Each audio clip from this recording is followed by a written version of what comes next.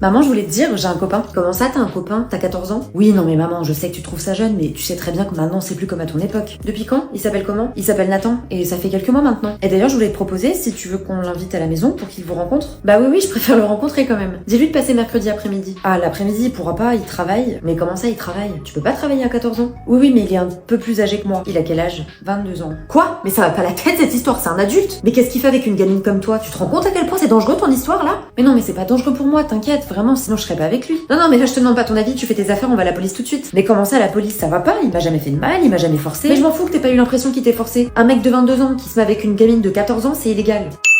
Quand tu as moins de 15 ans, avoir une relation avec une personne majeure, c'est interdit par la loi. En fait, on considère que la relation est automatiquement non consentie. Et même si tu ne t'es jamais senti forcé à faire quoi que ce soit, si par exemple vous avez eu une relation sexuelle, c'est quand même illégal. Toi personnellement, tu ne risqueras rien, mais la personne majeure avec qui tu es en relation, elle risque des poursuites pénales. Parce qu'en fait, tes parents, ils pourront très bien les porter plainte contre elle pour viol ou agression sexuelle par exemple, en fonction des rapports que vous avez eus. Pour plus d'informations sur ce qui est légal ou pas, abonne-toi pour mieux comprendre le droit.